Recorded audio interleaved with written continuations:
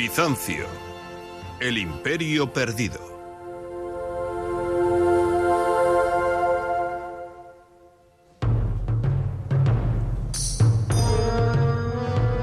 El desvanecido imperio de Bizancio, nacido de la pagana Roma. El sueño de un imperio romano cristiano que abarca desde España hasta Siria.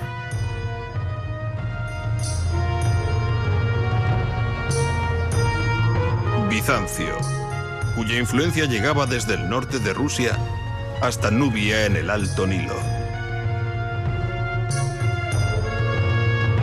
Bizancio, la puerta grande a un capítulo perdido de nuestra historia.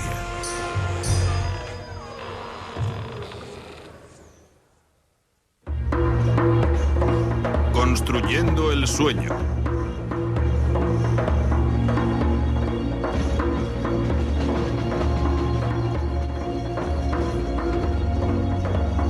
El Orient Express.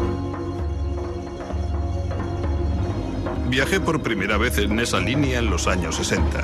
Compré un billete en la estación Waterloo de Londres para ir hasta Estambul, en Turquía, algo que me había fascinado toda la vida. Tardé 3 días en llegar. En realidad fue un infierno sobre ruedas, con cabras en los pasillos y el comunismo fuera de la ventana. De repente el tren entró en una curva y ¡pum! Me encontré de bruces con Oriente. Una ciudad dorada junto al mar, situada entre Oriente y Occidente. Se podía adivinar que había sido el centro del mundo. Era sorprendente, pero vayamos a Estambul. Y a las ocultas ruinas mágicas del Imperio Bizantino.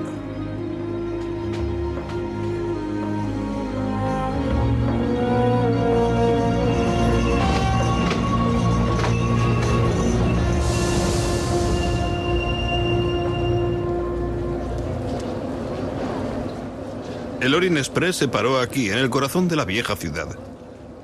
Me bajé del tren en una nube de humo y vapor, obsesionado por los fantasmas de Greta Garbo y de Agatha Christie. Por un millar de espías y arqueólogos. Por reyes y cortesanos de la Europa prebélica.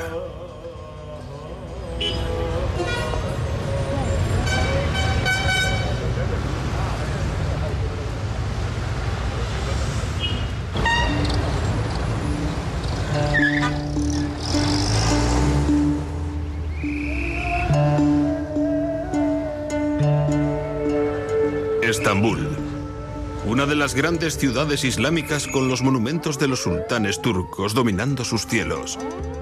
Conquistadores que han gobernado aquí desde 1453.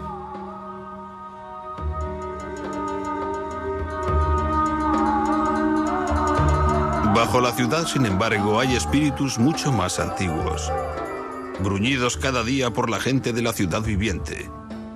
Las ruinas de Constantinopla, la capital del Imperio de Bizancio. Estambul, Constantinopla. 2 nombres, el nuevo y el viejo para la misma gran ciudad.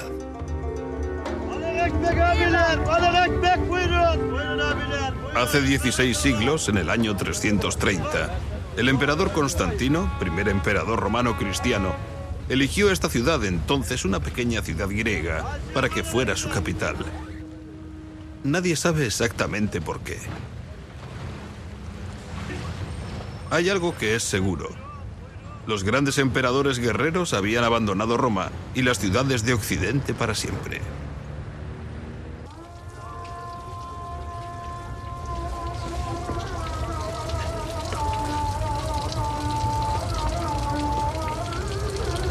Esta mezquita, la del sultán turco que conquistó la ciudad, está construida justo encima de la base de la iglesia funeraria más antigua, de los misteriosos emperadores del viejo Bizancio. ¿Qué fue ese antiguo y medio olvidado imperio, el Imperio de Bizancio? Bizancio. Esa palabra mágica llena de sabor.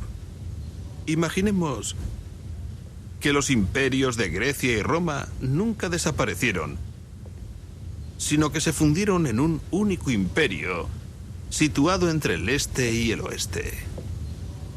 E imaginemos que los emperadores de dicho reino, los sagrados emperadores, pudieron caer hechos pedazos en manos del populacho en plena calle.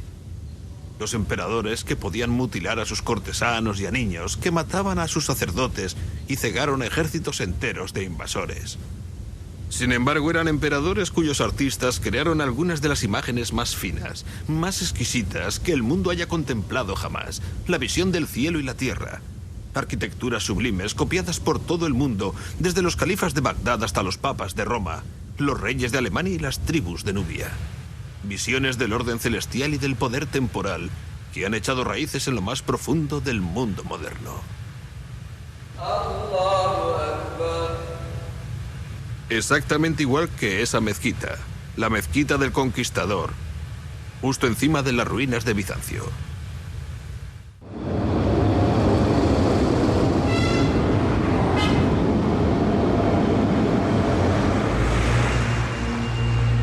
Aquí es donde empezó el imperio de Bizancio, junto a esta columna en la calle principal.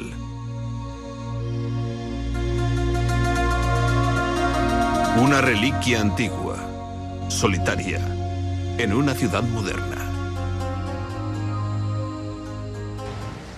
En el año 330, en una preciosa mañana de mayo, la gran procesión se abrió paso por esta calle.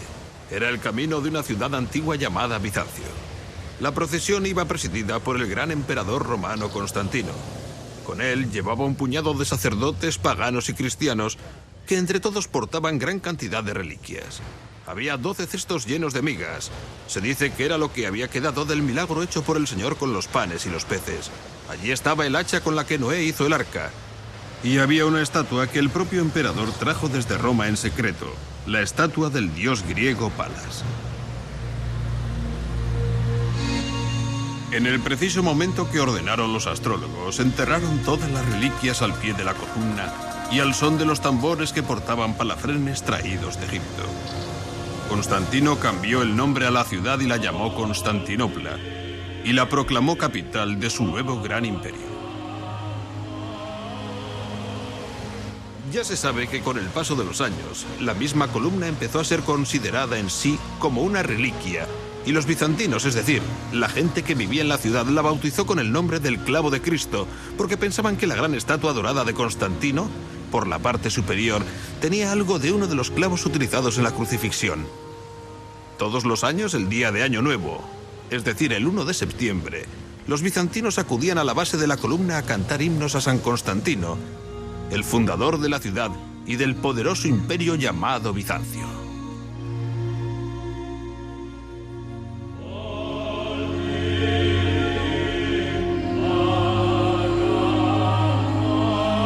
Constantinopla fue rediseñada para que fuera el centro del mundo cristiano y del gobierno de Cristo en la tierra.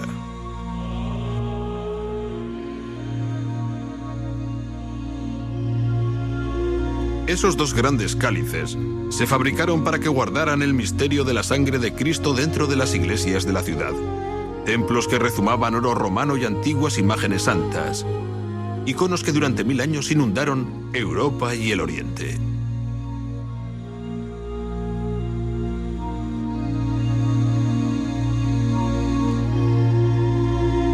Esta es, pues, la primera historia de Bizancio.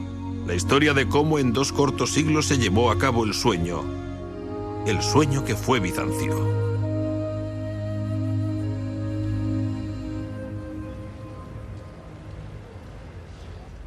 El emperador cristiano Constantino, el hombre que eligió la fe de Jesús y del Dios de Abraham, y creó el inicio de las iglesias y gobiernos en los que Occidente todavía confía, fue coronado, dicen, en York, Inglaterra, en el 306.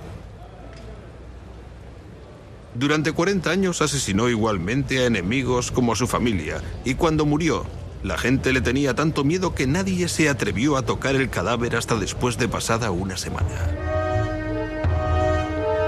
La ambición de Constantino abarcó todo eso, lo último del Imperio Romano con Constantinopla, no con Roma como la capital. Lejos al norte, en Alemania, la ciudad de Trier, la gran guarnición imperial, Es una muestra de lo que fue la antigua Constantinopla.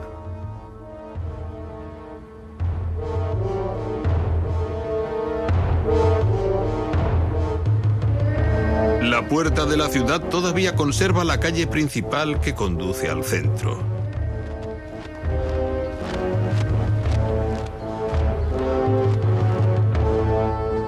Una enorme puerta, como el resto de la frontera del norte.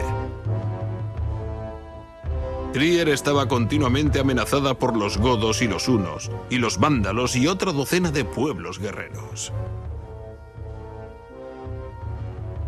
Constantino el Grande, el emperador, pasó por este mismo sitio hace 1600 años.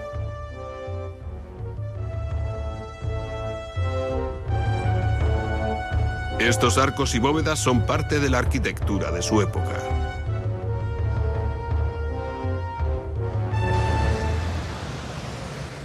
Una vez cruzada la puerta, la mayoría de las ciudades romanas se parecen muchísimo. Eran, si se quiere, una especie de idea abstracta de la ciudad y se repetían en todos los paisajes desde el condado de York hasta Siria.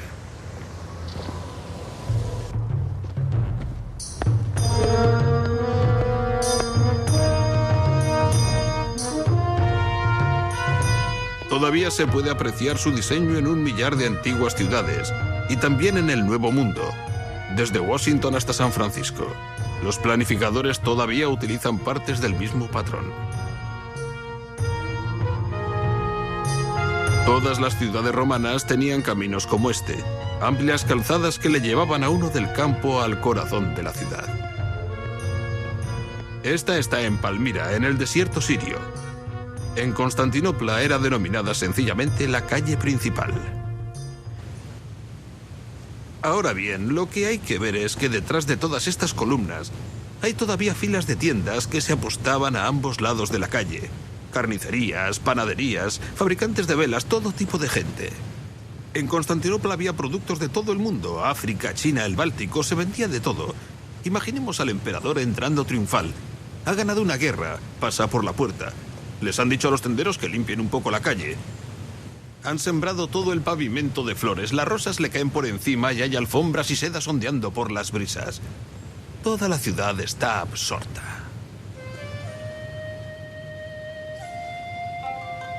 Naturalmente, detrás de la calle principal están las casas de la ciudad, los siervos, los soldados, el resto de la gente. Hay tabernas, burdeles, todo lo que conforma una ciudad. Y entre ello destacan los enormes edificios que Constantino mandó construir antes de que la ciudad pudiera ser realmente llamada una metrópolis romana.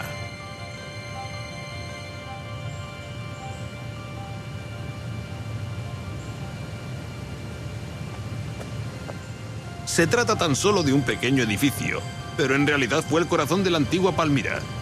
Es el centro del despacho oval desde donde se llevaba a cabo el gobierno, donde se reunían los ancianos de la ciudad, donde se gestaban los complots. Naturalmente, en las grandes ciudades imperiales de Constantino, esto habría sido un enorme salón larguísimo y con bastante frecuencia. Él mismo se habría sentado allí, en el salón central del gobierno, donde están ahora los altares de las iglesias cristianas, porque básicamente se trata del mismo edificio.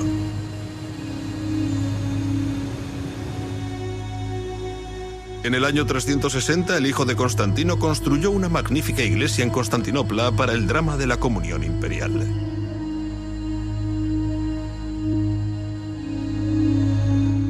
Al lado, aquellos mismos emperadores piadosos construyeron un gigantesco circuito de carreras. El hipódromo. Todavía se puede constatar parte de su trazado por las calles. Y aquí por fin, alrededor de este viejo obelisco egipcio, se puede descubrir algo del ambiente de la antigua Constantinopla. El corazón del viejo Bizancio.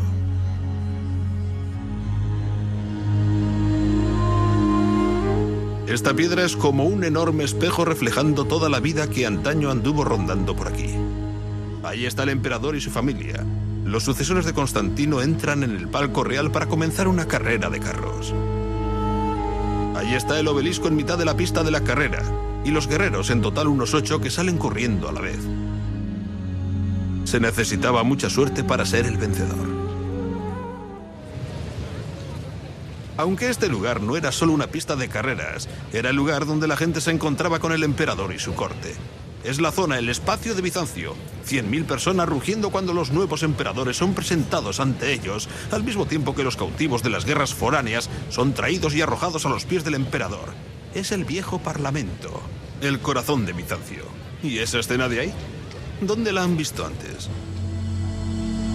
Presten atención. El emperador está en medio con su familia, como un dios. Alrededor suyo están el ejército y los jueces, exactamente igual que si fueran santos. Debajo, suplicando misericordia, están los enemigos de Bizancio, los condenados. Es el gran juicio final aquí en la tierra, con el emperador interpretando el papel de Dios. Eso es, el emperador trae felicidad y armonía. El escenario trae suerte y victoria. Es el centro del mundo, una imagen, podríamos decir, una imagen del cielo y la tierra.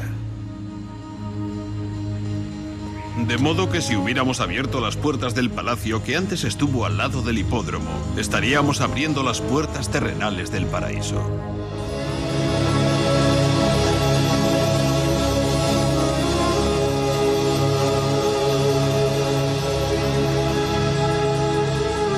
Han desaparecido todas las porticadas de oro y mármol, los botes de plata en piscinas de mercurio, las alfombras de seda, los tronos de oro y las alas de palafrén.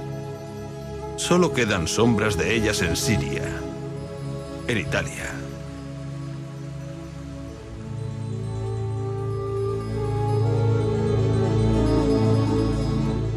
Sin embargo, Constantinopla tuvo una vez el palacio de todos los palacios, el palacio del Imperio Cristiano. Iglesia, hipódromo y palacio. Constantino había construido un motor sagrado que iba a potenciar a Bizancio para siempre.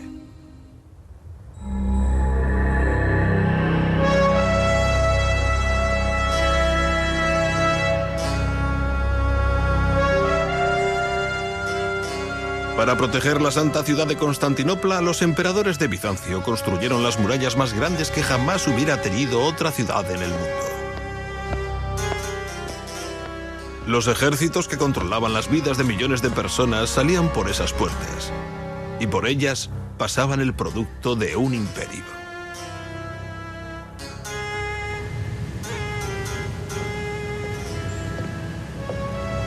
Toda la historia de la ciudad está inscrita en la puerta.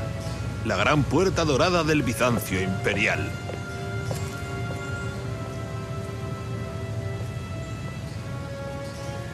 ¿Pueden ver ese hueco en la parte superior?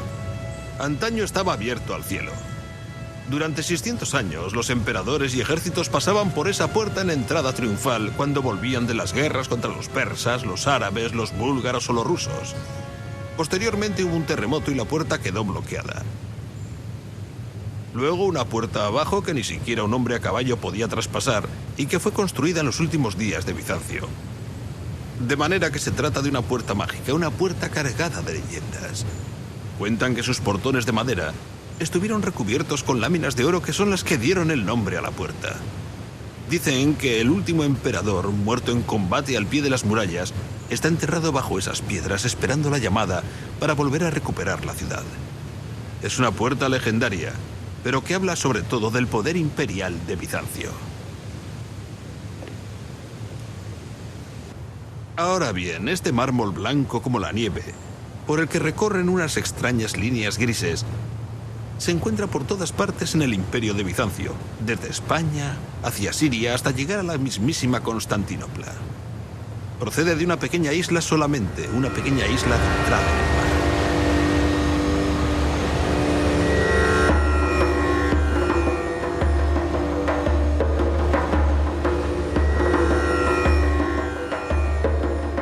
Al sudoeste de Estambul, a 3 días de navegación en una pequeña y antigua embarcación de esclavos, está la isla de Marmara.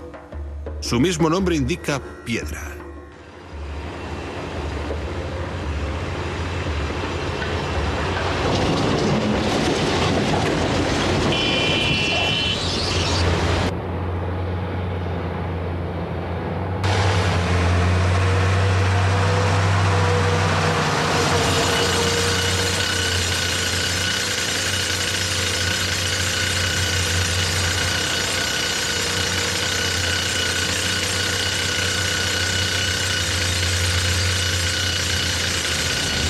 En los primeros siglos de Bizancio, los esclavos por decenas de miles trabajaron en estas colinas marmóreas.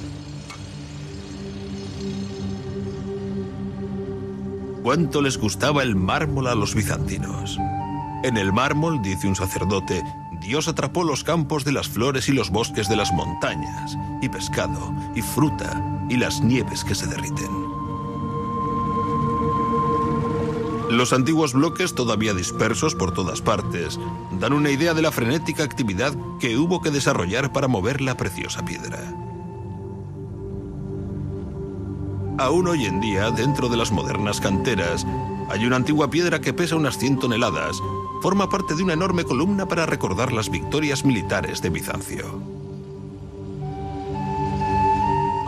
Si se hubiera acabado, habría tenido una escalera en espiral, esculpida dentro de ella, y filas de soldados esculpidos en su superficie curva. Sin embargo, todavía sigue ahí. Se rompió mientras estaba siendo extraída.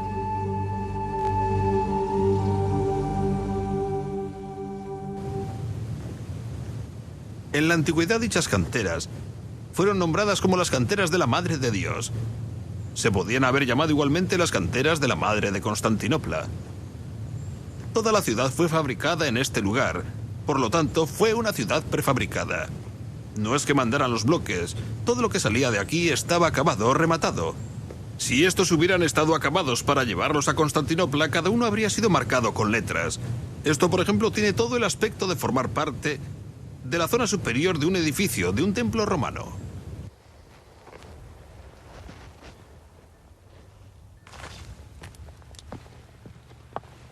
Los modernos maestros canteros me dicen que están encontrando las mejores vetas de mármol en las colinas donde se hallan las viejas piedras.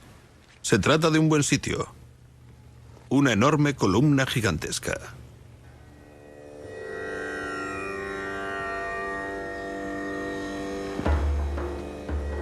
He visto el mismo patrón, la así llamada pluma del pavo real cortada en una columna rota que está al lado de la calle mayor de la parte vieja de Estambul.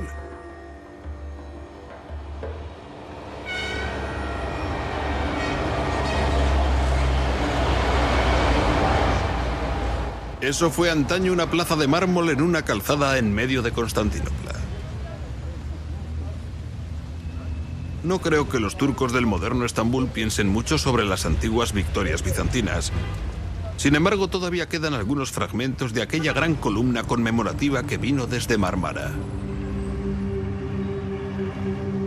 Los fantasmas de los ejércitos imperiales todavía siguen alineando sus botas en las procesiones por la ciudad.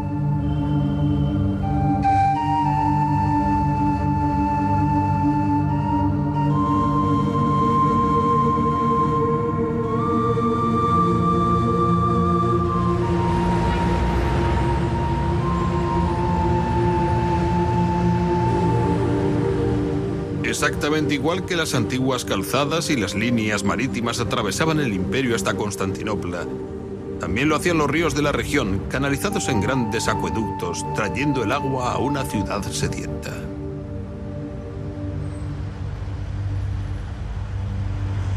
Debajo de la ciudad, excavado en la parte superior de la colina, un mundo misterioso de unos 1500 años de antigüedad. Contiene unas cisternas de agua fresca de tal forma que los bizantinos podían bañarse exactamente igual a como lo hicieron los romanos en salas de mármol.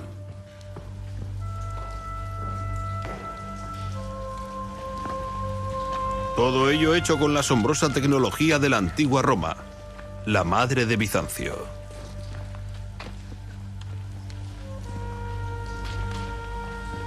Las columnas de mármol, enormes bóvedas de ladrillo. Es como un bosque oscuro de Bizancio bajo el moderno Estambul.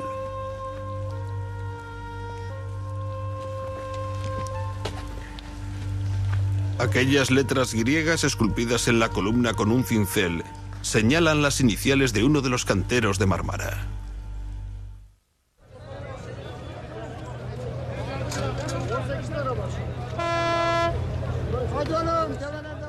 El aprovisionamiento de comida para la cada vez más grande ciudad también llegaba con abundancia. ¿Qué ejército enorme de logística y milagro terrenal tuvo que hacerse para alimentar al 500.000 de habitantes de Constantinopla, la ciudad más grande de Europa, y todo, naturalmente, manual? No había industrias alimenticias, habría que transportarlo en barcas o carretas. Los bizantinos creían que el mejor pescado se cogía dentro del palacio del emperador. Entre la ascensión de las Pléyades y el ocaso de la estrella roja color sangre, llamada Arcturus. Los colores, olores o texturas del antiguo mundo cotidiano. Los ingredientes de la experiencia bizantina en el mundo del antiguo Mediterráneo.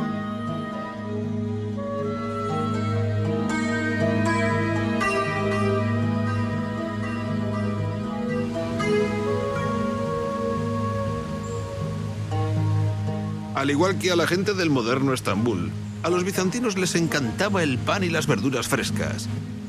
En cuanto al pan, al menos en grano, lo adquirían en su provincia de Egipto. Ellos cultivaban las verduras en pequeños terrenos, junto a sus casas en la ciudad, en campos donde una gran extensión de verde recorría kilómetro tras kilómetro por todas las murallas de la ciudad. Y todavía sigue hoy en día, se sigue cultivando el mismo tipo de plantas.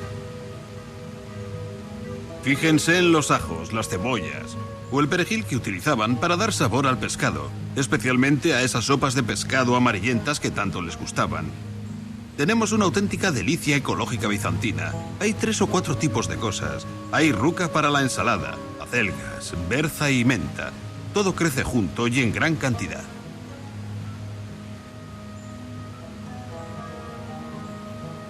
Al final, un poco de lechuga para templar el estómago. De modo que cuando los campesinos se paraban aquí un momento para descansar y poder ver a los señores de Bizancio, aquellos señores que hacían historia y que iban montados a caballo, también pudieron pensar, vaya, tampoco nos va tan mal.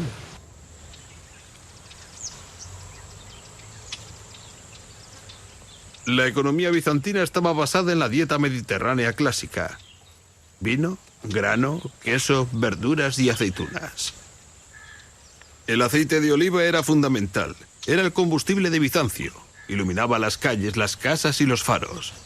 Engrasaba las carretas y curaba la calvicie. Y se utilizaba para cocinar. En su primer siglo el aceite de Constantinopla procedía sobre todo del norte de Siria. Esto es algo maravilloso. Es una pieza de la tecnología industrial bizantina. Una fábrica para elaborar aceite de oliva. Es un sitio pequeño y maravilloso. Les enseñaré cómo funciona.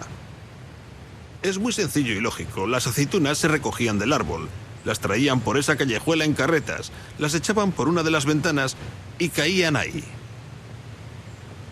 Luego las metían en el molino.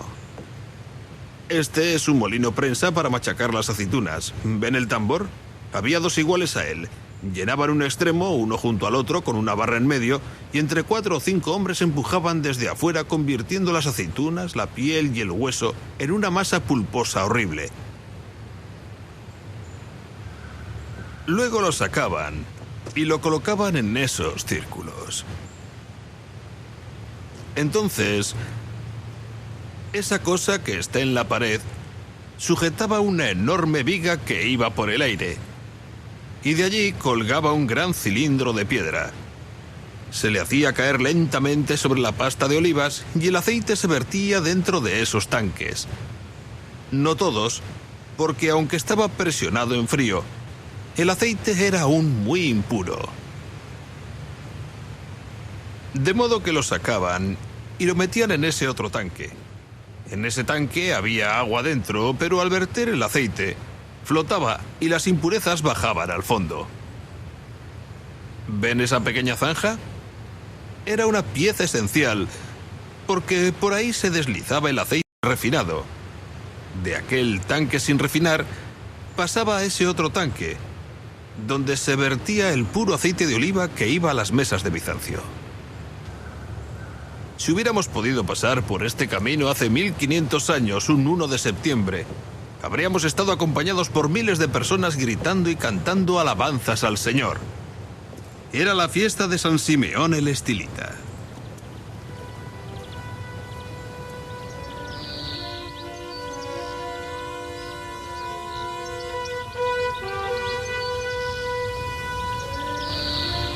Al primer sitio al que acudían las procesiones era el Gran Baptisterio. 10.000 personas, ciudades enteras han sido bautizadas en esta sala en un solo día y salían cantando al Señor hacia la iglesia del Santo.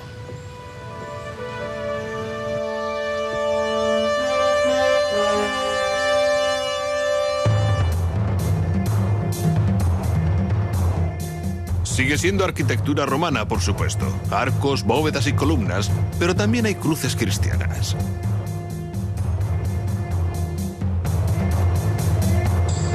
Las antiguas formas empiezan a cambiar. ¿Ven? El viento de la fe está doblegando todos los patrones antiguos paganos. Es el comienzo de lo que se podría llamar Bizancio. Y en el centro de la iglesia, los restos de una columna de 18 metros en la que vivió San Simeón.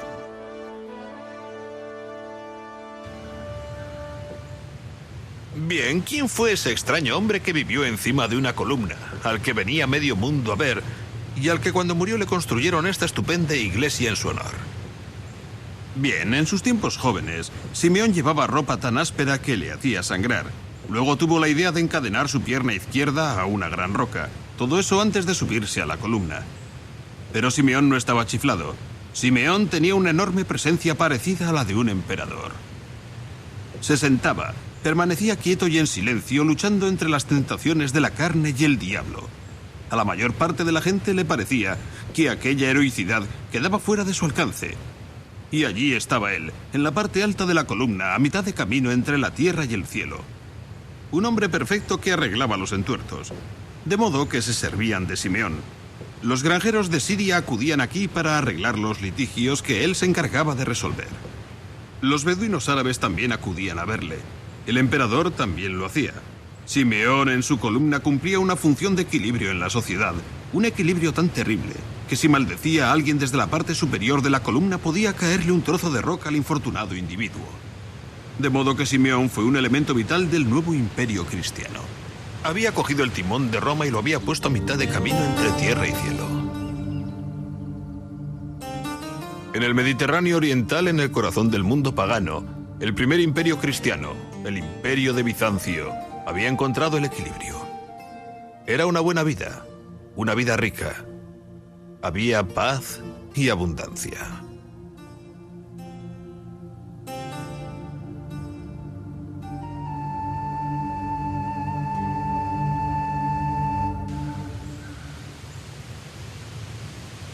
Saben, siempre me ha resultado interesante cuando la gente habla de la caída del Imperio Romano. Después de todo, Constantinopla cada vez se hizo más y más rica y no decayó en absoluto. Supongo que se dice eso porque cayó Roma. Por cierto, Roma no cayó, simplemente se hizo más pobre. Constantino había trasladado la capital de las grandes ciudades del oeste al este.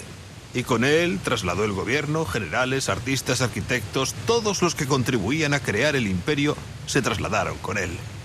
De manera que en el año 475, 25 años después de que se acabaran de construir las murallas, el último emperador de Occidente, un joven emperador, envió la corona del imperio aquí a Constantinopla, a la Nueva Roma. Esta era una ciudad nueva, e imagino que la historia de la caída del Imperio Romano, es decir, del Imperio Occidental, fue algo que inventaron el Renacimiento y los papas, quienes querían implantar la idea de la decadencia de un imperio pagano y un imperio occidental resurgente. Fueron muy buenos propagandistas pagando a Miguel Ángel y a Rafael para conseguir sus pretensiones. Pero la verdad es que la vieja Roma, la antigua Roma, había sido modelada en las grandes ciudades del este. Cuando se hicieron, por ejemplo, Antioquía y Alejandría, unas espléndidas ciudades hechas de mármol. De modo que cuando se dice que Roma cayó, no es cierto, Roma no cayó. Sencillamente volvió a casa. Después de que el último emperador del oeste abdicara, Bizancio perdió la mayor parte de sus provincias europeas, aunque solo durante un siglo. En el año 55, unos ejércitos bizantinos totalmente remozados las habían reconquistado en Rávena, al norte de Italia. Dejaron una decoración impresionante en la iglesia como recuerdo.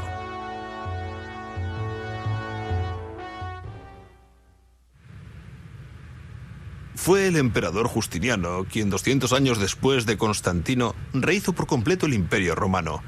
El hombre que construyó Bizancio era un hombre, dicen, amable y cercano. Un hombre que jamás manifestaba ira. Un hombre que con una voz suave y serena podía ordenar la muerte de miles de personas. Aunque él no organizó el imperio solo, su fuerte era la gestión. Los rostros con mirada dura que le rodean eran los miembros del equipo que él eligió para trabajar juntos. A él realmente no le importaba si eran patricios, romanos o venidos de los ambientes más humildes y duros. Él mismo procedía de una familia campesina, una familia analfabeta de Serbia. Justiniano, sin embargo, solo era la mitad del cuadro. La otra mitad fue una mujer notable, la emperatriz Teodora. Se casaron por amor y permanecieron juntos durante 25 años. Miren las jóvenes de la corte. Miran hacia los lados, un poco nerviosas, porque no es correcto que unas jóvenes miren directamente, a menos de que se trate de una mujer con poder, como era el caso de Teodora. Pero en realidad ese es el retrato de una mujer que se está muriendo de cáncer. Al cabo de 2 o 3 meses de acabar este mosaico, Teodora falleció. Justiniano siguió reinando durante otros 25 años. Nunca se volvió a casar y acudía a su tumba y le encendía velas hasta que fue muy anciano.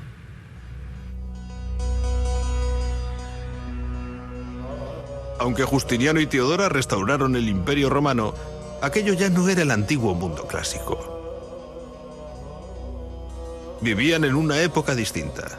Hablaba griego oriental en vez de latín romano y veía el mundo desde una perspectiva totalmente nueva.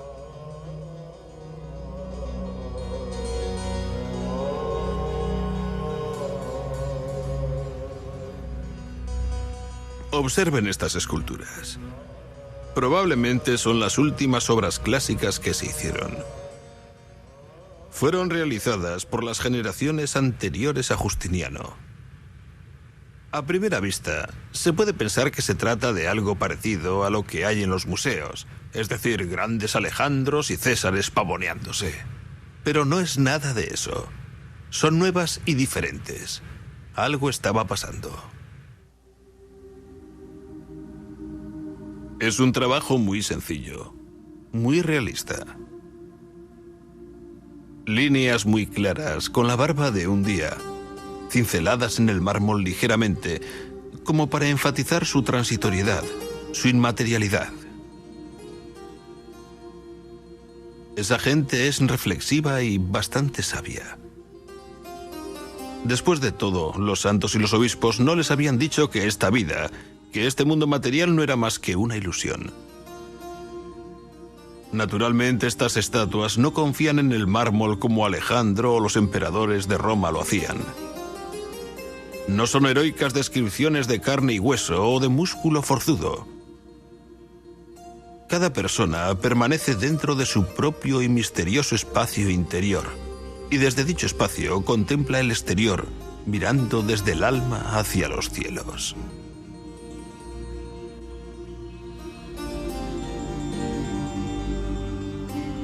Como sería de esperar, hay que moverse a su alrededor. La sólida masa de mármol y su humanidad no son más que una ilusión.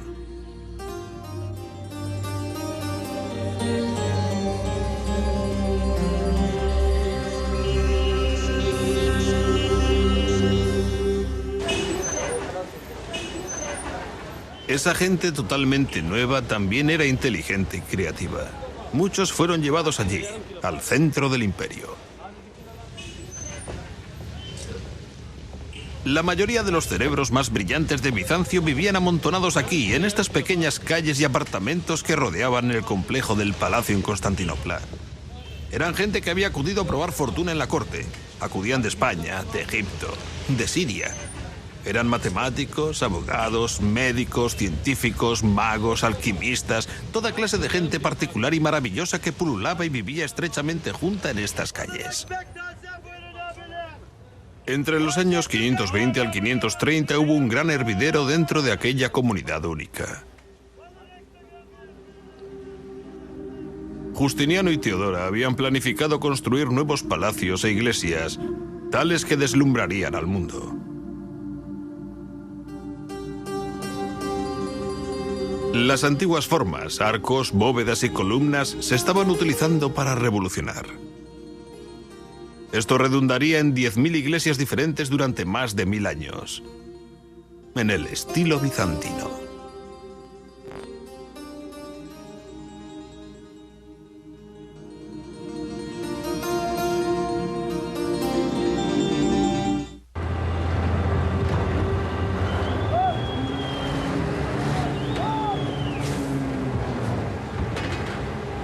A lo largo del prolongado reinado de Justiniano, las canteras de Marmara estuvieron trabajando duro, trasladando piedras para una nueva cosecha de iglesias imperiales. Se construyó a gran escala, iglesias por todos los países del imperio. Pero la mayor de todas fue la nueva iglesia para la comunión imperial en Constantinopla. Para ella, los canteros cada vez tenían que cortar mayores versiones de la inteligente cornisa enlazante de Artemio. Cada bloque era sujetado al anterior con una gran grapa de hierro que unía las dos piedras. Los ingenieros de Antemius utilizaron bastante hierro en sus construcciones. Formaba parte de una nueva serie de técnicas que les permitían ser más atrevidos, más osados que todos los arquitectos que había habido anteriormente. Sobre todo a Justiniano le permitió mantener la ambición de crear la mayor cúpula que jamás hubiera visto el mundo.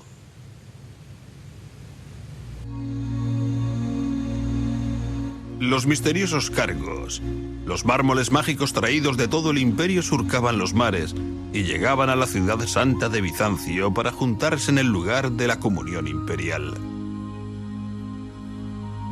Era un sueño acabado. El clima intenso de toda la ingeniería de la antigüedad, una estructura llena de vida, construida a base de oración y pragmatismo para dar paso a la grandiosa cúpula. Esa era la parte exterior del escenario.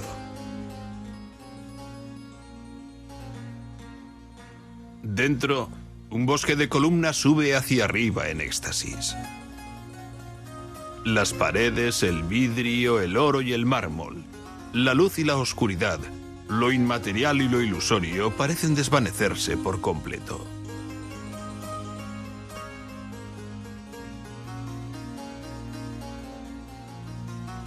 Es un perfecto mar de espacio para la sabiduría de Dios, para que baje y toque la tierra. Un perfecto escenario para los cantos de Bizancio. Mirad, han venido los señores de la tierra y el cielo. Las columnas de rojo sangre de Palafrén egipcio fueron cogidas, así dicen, del Templo del Sol en Roma. Las puertas de madera del Templo del Arca de Noé. El bronce del templo fue cogido del templo a la diosa Artemisa, una de las 7 maravillas del mundo antiguo.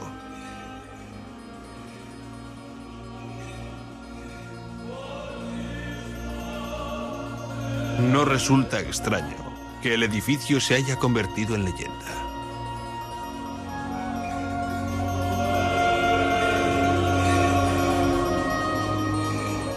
Los poetas afirman que la iglesia puede captar el tamaño de la puesta del sol y la escala de las canteras, los tonos de los pájaros y de los peces y de las piedras preciosas, todas las texturas y experiencias del lejano cotidiano, el color sonrosado de las uñas de un bebé y el movimiento ascendente de la estrella roja reluciente, Arcturus.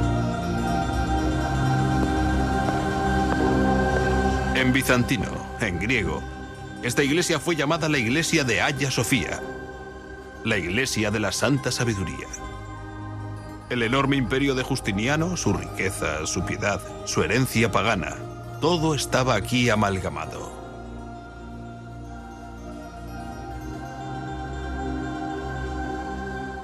A lo largo de los 9 siguientes siglos, este tremendo edificio estuvo justo en medio de Bizancio, un símbolo de su auténtico destino en la tierra. Y en el último día de Bizancio, el emperador y sus tropas vinieron aquí a rezar antes de salir de sus muros para morir. Porque esas fueron las bóvedas que contenían el sueño que fue Bizancio.